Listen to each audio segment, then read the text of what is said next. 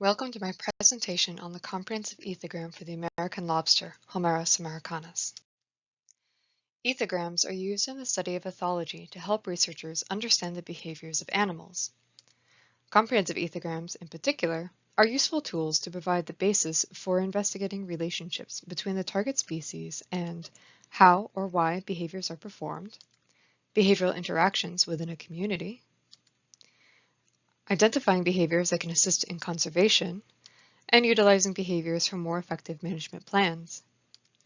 At its core, an ethogram is a catalog of behaviors, with each behavior described in detailed and objective language. This is done so that, in theory, an ethogram can be picked up by anyone and used to accurately identify the behavior being displayed by the target species. My target species is the American lobster, Homarus americanus. The American lobster is a massively abundant benthic marine predator and is an incredibly important fishery in both Canada and the United States. Because of this, it is vital to understand the ecological role of lobsters and how resource exploitation affects their communities. However, the majority of previous research on lobster behavior occurred within laboratories, which can affect when and if lobsters display certain behaviors. Additionally, different studies often created different behavioral descriptions, which introduced inconsistencies, especially if those descriptions lack any clarifying visuals. So, my goal was to develop a comprehensive ethogram of the American lobster that combines written behavioral descriptions with a video library that shows each behavior using examples from both wild and captive lobsters. To do this, I first needed to become familiar with lobster behavior, and that means watching a lot of lobsters and reading a lot of descriptions. For the video sources, I used videos drawn from a larger study of lobster foraging in the field, which used cameras mounted on tripods. As you can see from this cartoon, the camera is pointed towards the seafloor, with the bait bag kept in the center by the ropes attached to the tripod legs. And I was also provided with a 25-minute recording of lobsters in an aquarium, because lobsters have some shelter-restricted behaviors which the tripods were not set up to capture. I undertook a literature search to locate as many unique published ethograms as possible. I used both papers and books to form the basis of my final ethogram. Together, I used all these sources to create two types of behavioral descriptions: behavioral units, which will be underlined, and behavioral sequences, which will be italicized, and are further grouped into 12 behavioral contexts. As you might be able to tell, this ethogram is a little different from most, as I split it into behavioral units and behavioral sequences. I did this because lobster behaviors are modular, and they arise from a set of basic appendage and tagnata movements. Each appendage has multiple joints, which allows each maxilliped, cheliped, and periapod to extend, bend, sweep, and so on. So I followed nature's example and made similarly modular behavioral units to describe each of these basic movements. However, it would quickly become tedious and unwieldy to describe complex behavioral patterns using just the behavioral units. So instead, I made it so that the behavioral units could be combined in different ways, thus creating the behavioral sequences. These behavioral sequences can also be combined with other sequences and units to describe even more complex behaviors. To illustrate this, let's look at an example of two different behavioral sequences that use a couple of the same behavioral units. Then we'll see these two behaviors in action. The aggressive lobster will be performing a threat behavior sequence called lunge threat. This will involve it using periapod walk to move forward, followed by a cheliped extend towards the other lobster. These aren't the only behavioral units it will display, but they're the ones we're focusing on. The other lobster will be performing a defensive tail tap. It will start off by using periapod walk to move backwards, followed by an abdomen tail tap, and holding out its chelipeds in a cheliped extend. So this is how the same appendage movements can be modified and combined to produce different results. Let's take a look at the video. The lobster at the top of the screen will be displaying the lunge thread, and the lobster down lower will be displaying the tail tap. Periapod walk and cheliped extend will show up in the boxes when the lobsters display them. Both lobsters display their respective behavioral sequences a couple of times. Also, this video will be showing up again later, so you'll get to see the whole field of view.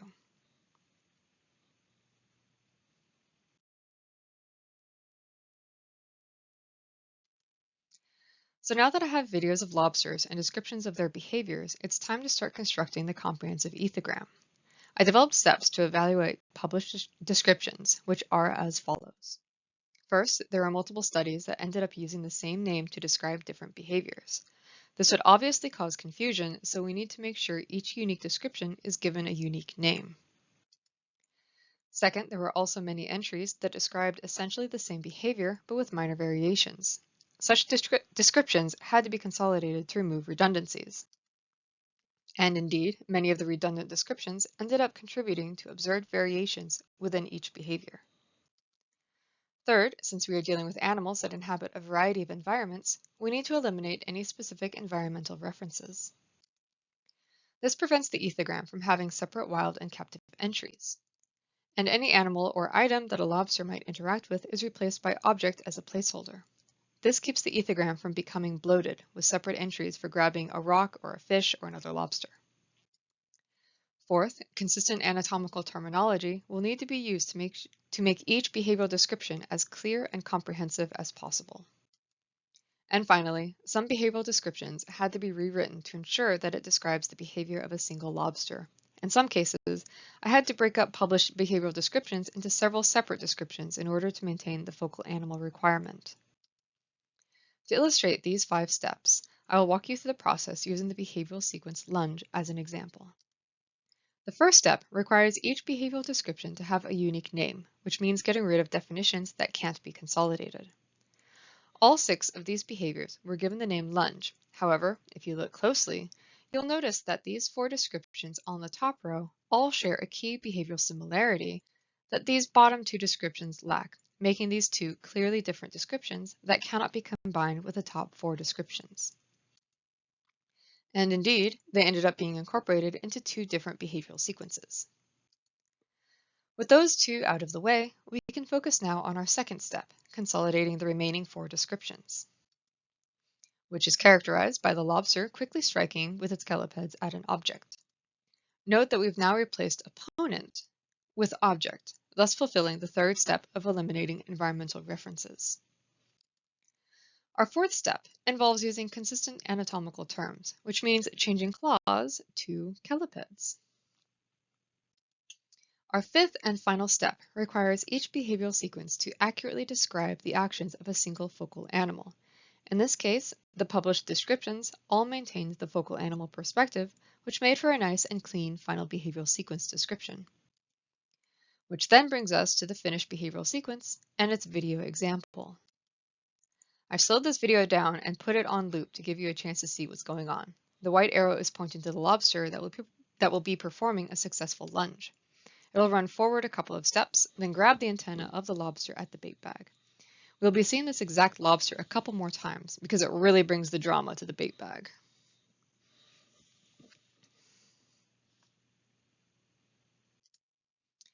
As with published descriptions, novel behaviors also needed to follow a clear criteria to ensure consistency. In addition to following the rules laid out for the published descriptions, behavioral patterns could be considered novel if it lacked similarity to any previous descriptions, such as in the following example, that I call double caliped rip. The lobster in the circle is holding on to the bait bag with both calipeds and trying to rip it open, which ends up looking like a seesaw motion. When offered soft-bodied prey, like a whole fish, double caliped rip can actually tear it open. We'll be seeing a mackerel later on that was ripped open using this behavioral sequence. However, similar behavioral patterns could be considered novel if they used a different appendage to perform a similar behavior, used the same appendage and behavior but targeted a different body part, this criterion is specific to grooming, performed the same pattern but with a distinct distribution of speed, or performed a similar pattern but with a distinct distribution of the extent of motion, such as is seen in the following example of a tail flip and a tail tap. The tail flip on the left includes the full range of motion, whereas a tail tap on the right has only a partial contraction of the pleon. You may recognize the tail tap video on the right from the earlier video on behavioral units and behavioral sequences. As a reminder, the lobster to the bottom right of the bait bag is performing the tail tap.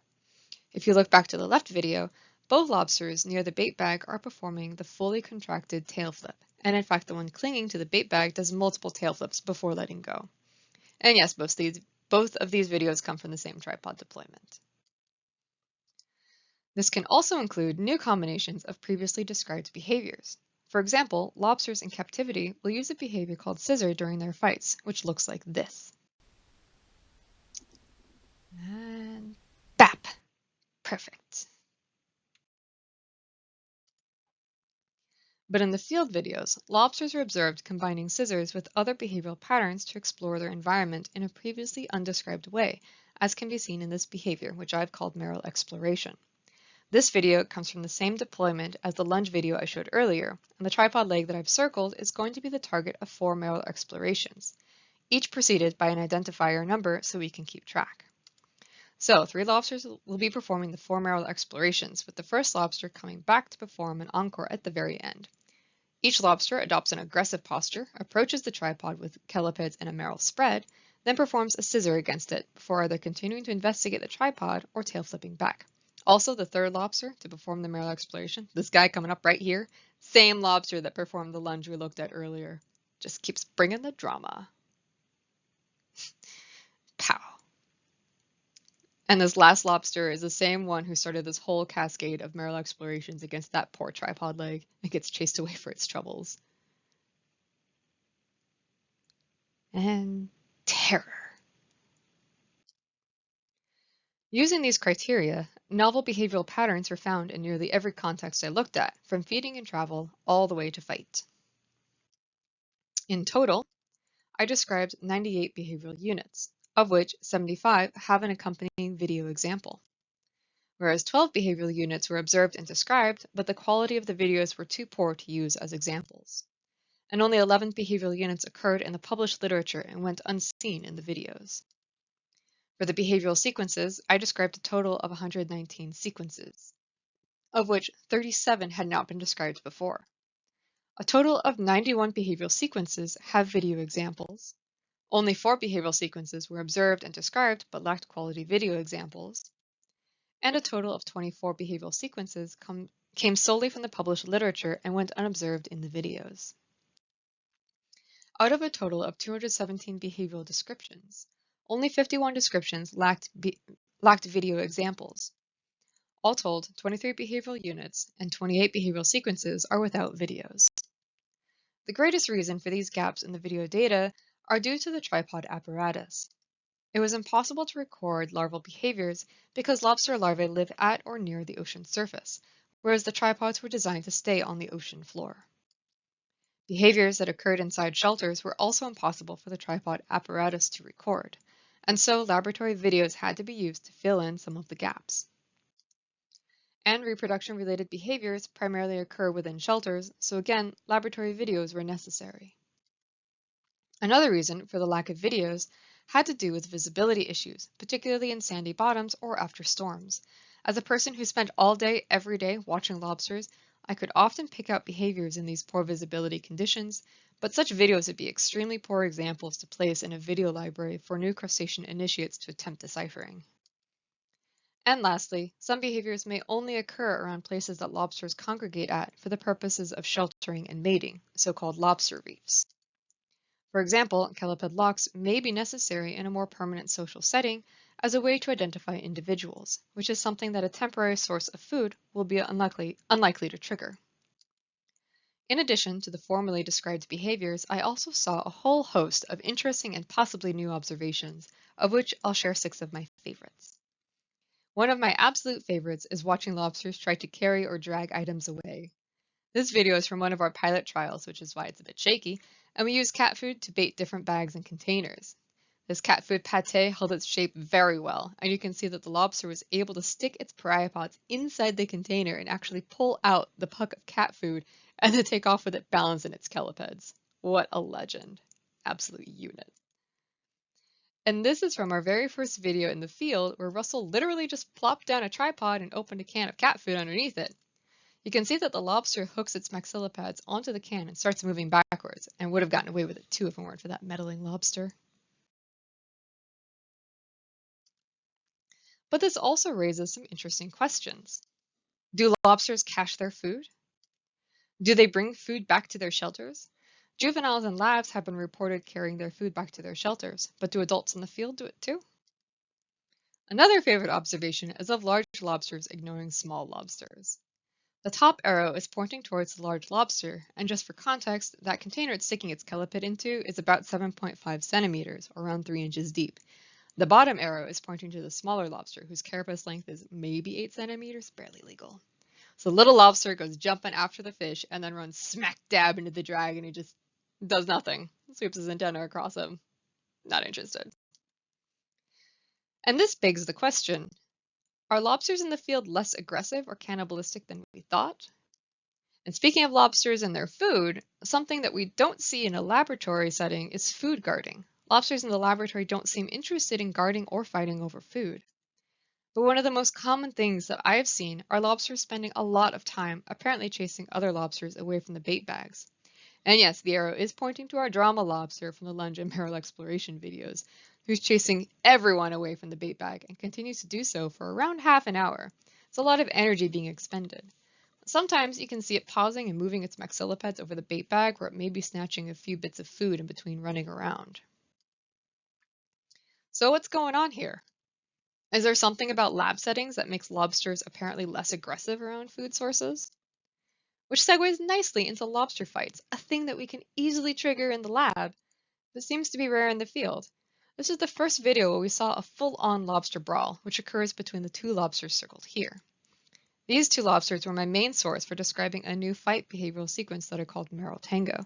You can also see them performing other fight behavioral sequences like wrestling and scissors. Right here, good Merrill Tango, and then scissor, retaliatory scissor, and now perfect Merrill Tango. Just beautiful. And then the top lobster just kind of loses track of the plot. While I can't say that this is the first time a lobster fight has been seen in the field, I can say that my ethogram is the first time a fight has been described in the field, which I think is pretty cool. The next one is a pattern of behaviors that I think deserves its own project to investigate, especially in combination with the very last observation. This particular video is a short example of a behavior that tends to take several minutes in real time. The arrow points to the lobster who's doing the circling, and I've sped this video up, so it's a little hard to see when the circling lobster pauses or sweeps its antenna. Generally, the circling lobster usually adopts a neutral posture with lowered chelipeds and stretches out its chelated pereiopods on the substrate and in the general direction of the food source, like it's feeling for scraps. It's also pretty common for the feeding lobster to display aggression at the beginning of the interaction, which sometimes seems to taper off, and sometimes it doesn't. I've watched one interaction that lasted almost an hour, and the feeding lobster gave no quarter to the circling lobster. All of which makes me wonder, what's going on here? Is this an example of appeasement attempts to access food? Or is the circling lobster trying to displace the other lobster without fighting? And this leads me to my last interesting observation, which often takes place after some circling. It's a little hard to see here, but there is one lobster inside each circle, and they're feeding on a whole mackerel that they ripped open earlier using double cheliped rips. This simultaneous feeding bout didn't last very long, but they did have several of them. This is one of the longest and easiest to see.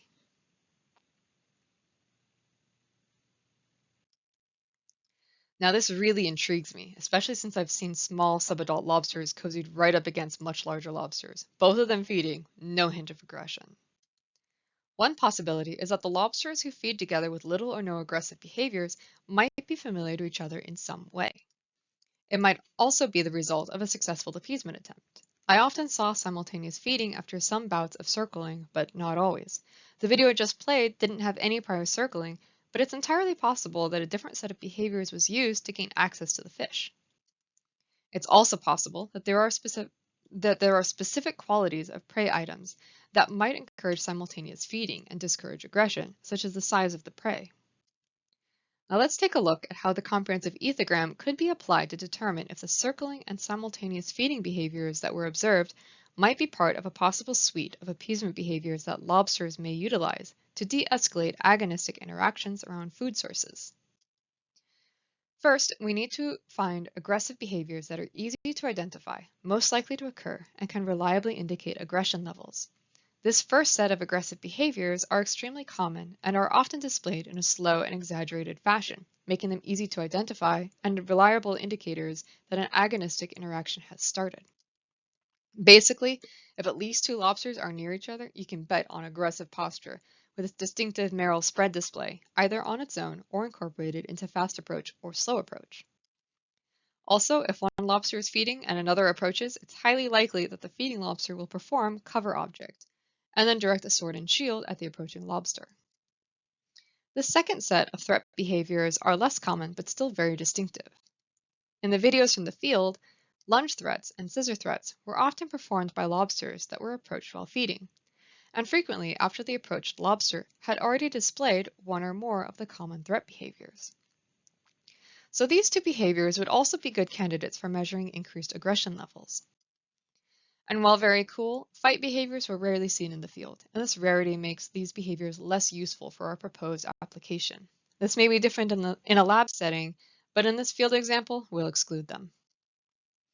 So now on to the potential appeasement behaviors. Appeasement behaviors haven't been studied as much as aggressive behaviors, so we have fewer known appeasement behaviors to choose from, and most that we do know of comes from studies on courtship behaviors. Based on those studies, behaviors that include lowered callipeds and lowered body posture are more likely to reduce aggression between courting lobsters, so we'll use that as our starting off point.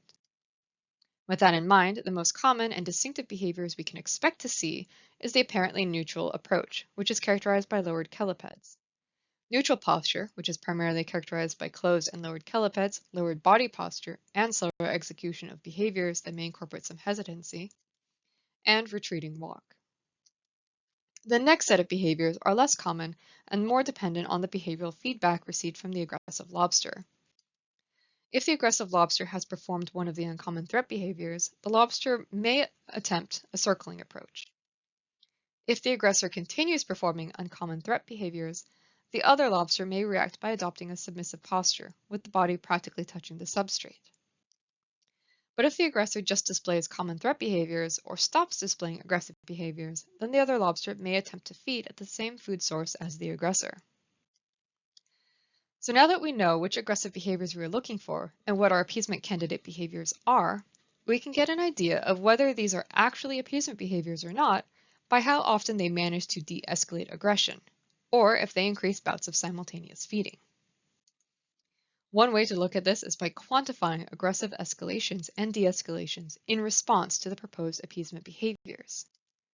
If a feeding lobster moves from non-agonistic behaviors to common threat behaviors in response to the presence of another lobster, then we know that an agonistic interaction has started.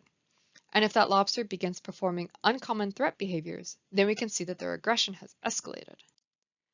If, on the other hand, the non-aggressive lobster begins displaying any of our candidate appeasement behaviors, and the aggressive lobster stops performing uncommon threat behaviors, or even halts common threat displays altogether and returns to non-aggressive behaviors, then we can say that their aggression has de-escalated. This kind of study may also give us a chance to observe what the range of appeasement behaviors might look like, or if there are different appeasement strategies for diffusing conflicts around food sources. Another way to measure the possible effectiveness of the proposed appeasement behaviors is to compare the duration lobsters spend in agonistic interactions with the duration spent in feeding together.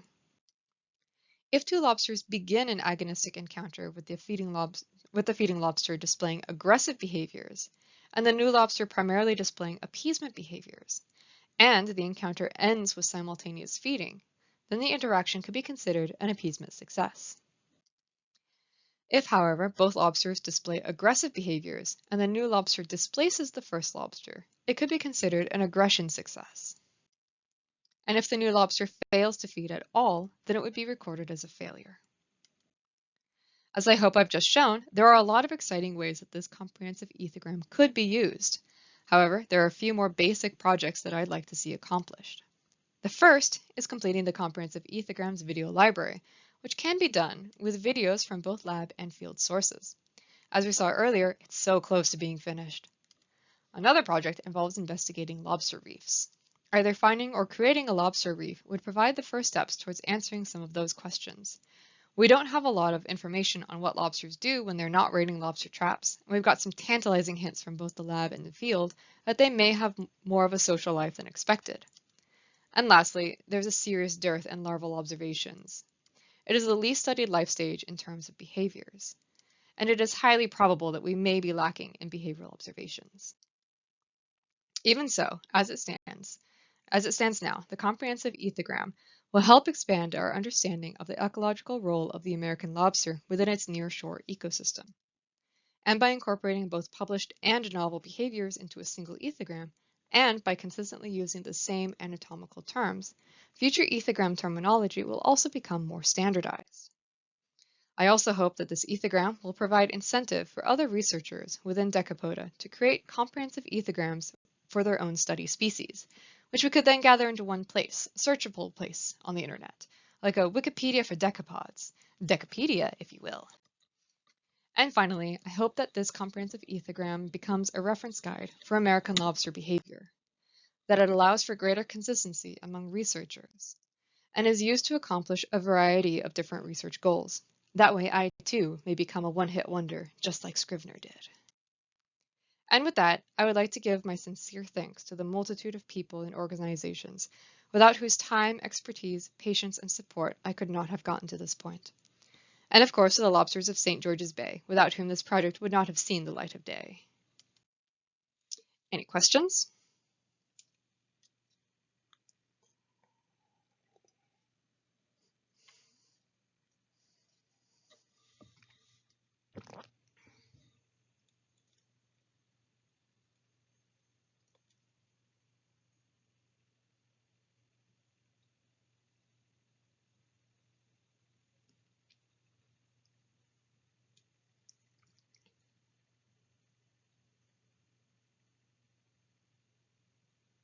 Good. Glad Trillium deflected all questions.